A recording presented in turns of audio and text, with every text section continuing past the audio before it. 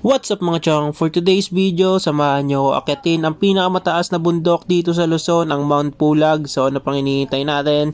Puntahan na natin yan, magpakapagod na tayo. Let's go! Nandito nga kami ngayon sa Shaw Boulevard para hintayin yung van na sasakyan namin dahil joiners kami. After nga ng ilang oras, mga 6 to 7 hours, ay nandito na kami sa Benguet.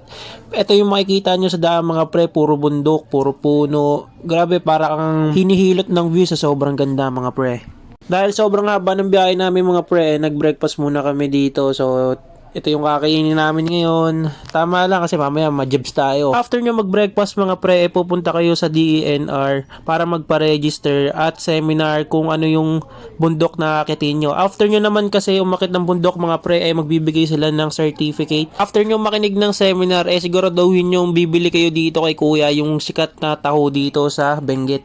So ate sir, yung sa ubi, yung local coffee natin sir dito, yung Arabica. Hindi siya masyadong mapait sir, kasi yan sir, yung tumubo yan sa malamig na temperatura. Kaya hindi siya mapait, pero meron siyang aftertaste. Mango. Ube taho. Kung i-rate ko nga to mga pre, 8 out of 10 to sa akin mga pre, dahil taho to na may ube, ganun. Oh my God! Yan, ganyan yung itsura, napatas. Hakit kami ng bundok pero nasa ibabaw na kami ng bundok. Napakalamig. Kaya yung tubig dito mga pre, parang tinunaw na yelo. Ito yung background.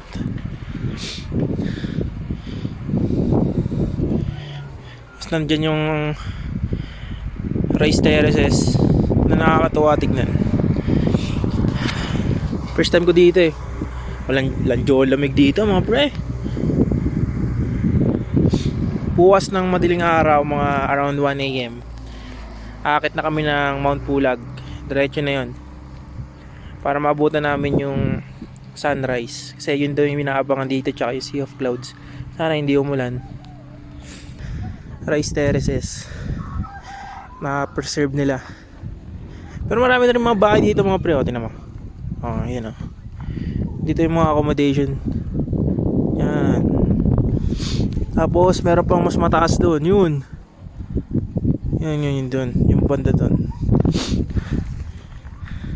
Sabi ng mga tao dito siguro mga nasa around 1,500 feet na kami.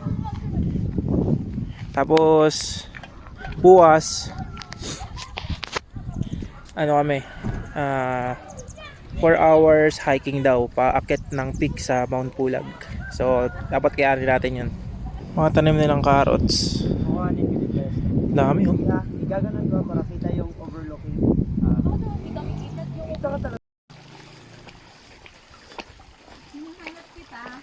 Uy, nahanap din kita. Nawala ka. Dun. Pupunta kami dun mga friends sa malaking carrots. Yun. Bubunutin ko. Yung tubig dito mga pre, parang tinunaw na yelo. Kanina nagmumug ako, muntika na magyelo yung ngipin ko eh. Uy! Ang tindi pala mga pre ng carrots dito. Ganito kalaki, kahit si Bugs Bunny hindi mauubos yan.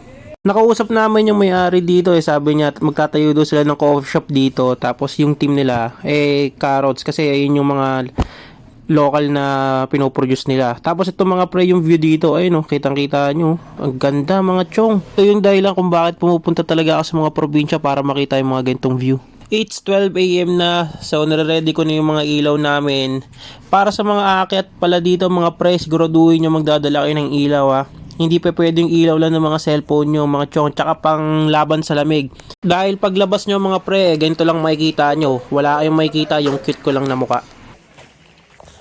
1 AM in the morning. Punta na kami sa First ano yun? Ano punta natin? Yung first destination namin. Wala pa masyadong makita eh. Kung aakit kayo dito mga pre, make sure lang yung sapatos nyo medyo matibay, kasi may mga natanggalan ng swelas dito. So para mabilis kayo makakyat at tuloy-tuloy. Patayin mo na rin yung ano mo. Sa'yo ba yun? Dito na kami sa Camp 1. Patayin niya sa balat niya para hindi na mag-ano.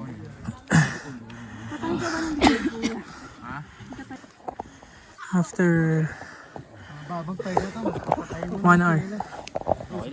After nung Camp 1 mga pre, lalakad kayo siguro ng mga 2 hours para makapunta dun sa Camp 2. Lolo ko kasi yung GoPro ko ayaw makisama. Sea of clouds. Malapit namin sa summit. Dito, Summit Bill. 5:30 in the morning. Ganito yung view. Pa-sunrise na. Malayo pa. Yung last part, yung grassland. Mga 2 hours namin nag-hike from Camp 2. From Camp 2. So, diretso na natin to. Dito na kami. 5:50 AM. Almost 5 hours nakakyatan. Dito na sa highest mountain in Luzon. Ganda ng view, lamig. Paproblemahin natin yung pababa mamaya. Yung view. Tiyan, sea of clouds. So nag-start kami mag-trail na alauna. Dumating kami dito 5:45. So worth it kahit sobrang nakakapagod. Pag naabot niyo yung pinakatuktok dito. Pag naabot niyo yung pinakataas, sobrang lamig mga pre. So mag-prepare din ngayon nito mga gloves. Yung ibang umakyat dito prepared naman. Makakapal yung mga damit nila. Ako kasi na t-shirt lang. Ang bilis ko kasi pagpawisan. So ano ko naman yun. Choice ko naman yan. So choice niya rin naman kung magsasot kayo ng mga pala or hindi. Yung mga na-encounter lang namin dito siguro ng mga mahirap na part syempre. Yung mapuputik, madudulas na bato. Yung haba nung trail. Grabe. Almost 5 hours. 5 hours.